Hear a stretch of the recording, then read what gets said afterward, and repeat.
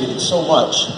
And one of the best ways that I could show my appreciation for that is to try to be as honest as I can with giving you the answer to the question that you just asked me.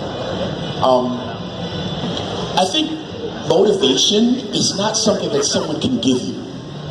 You know? Did you get me? I'm gonna say it again, just in case you didn't get it.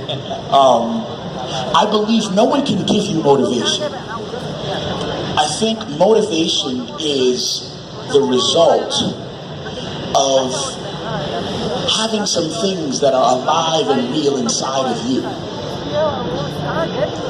They say situations don't make the man, but that situations can become a vehicle that can reveal the man to himself. Does that make sense? Can you follow me with that?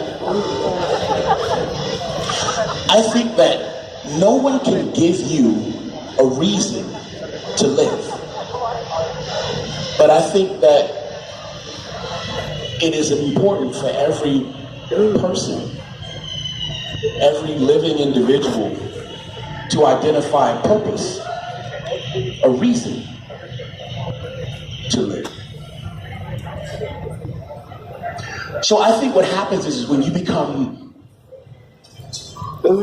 aware of what you want, who you are, what means something to you, then I think at that point you can become alive and active in the pursuit and achievement of that end result. Now, with that said, I believe it's not something that's given you, but something that you identify for yourself, and you end up using your personal power towards going about making that a reality. Wow, that calls for a big applause. So we have one more question that came our way. That is, how does Kaigreene faces challenges? Okay, cool. How does Kaigreene face his challenge? All right.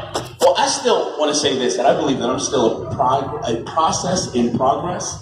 So, I say this to say that, I haven't explored enough to have all the answers, but I believe that because I know some of the things that are very important to me, I like to count myself as actively involved in the process of working towards the realization of the things that I want to do.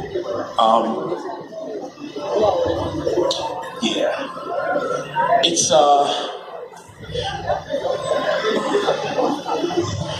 I guess sometimes it's really easy just to tell you, hey man, go left, go right, do this and do that.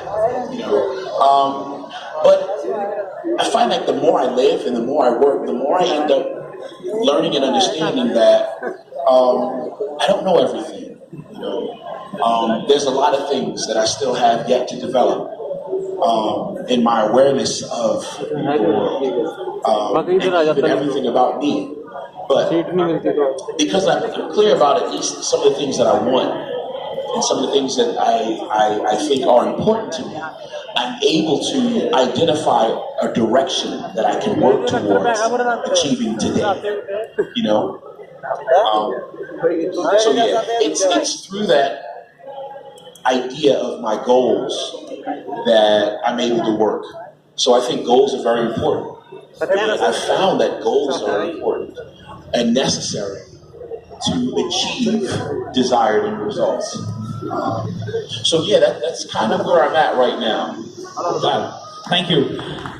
The next question that we have is, there are a lot of aspiring bodybuilders, aspiring fitness enthusiasts, and what they have asked is, how do you turn a normal guy to a champion?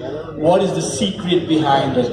Okay, you know what? That's really cool. That's a really cool question, because there was another time in my life where I really thought that a champion was a lot of other things. I thought a champion was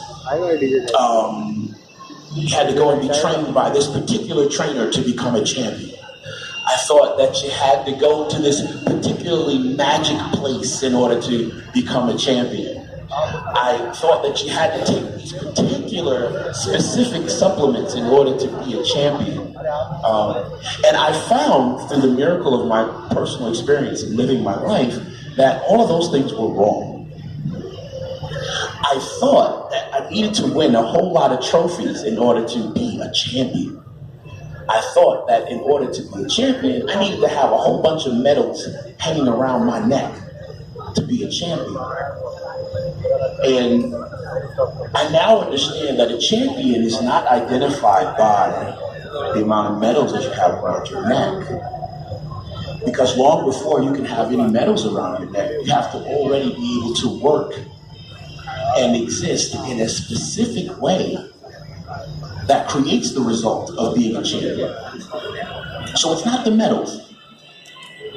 There was a time when I thought that genetic predisposition made a champion. So it meant who your mother and father were. You know, that's going to determine whether or not you can be a champion. That's what I thought. But I found that those places were wrong too. I found that what a champion is a person that's able to decide how they will use their personal power. A champion is a person that is able to decide what they are going to do, where they're going to go, and who they will allow themselves to be in their life. Once you do that, then you stepped into the idea of realizing your champion. And that's what I've just learned on my own little journey up until this point. So to answer your question, for the aspiring athlete out there, or training enthusiast, or a person that's just involved in the unfoldment of their own journey, I would share that with you. Everyone in this room should find a benefit in realizing themselves to be a champion. Because it's something that is not determined by pedigree. It's something that's not determined by your finances. It's not something that's determined by anything other than the fact of your ability to decide to do all the things that are necessary to help you achieve your desired end result. So you can decide whether to work towards the attainment of your goal or to become your biggest obstacle and never attain the goal at all.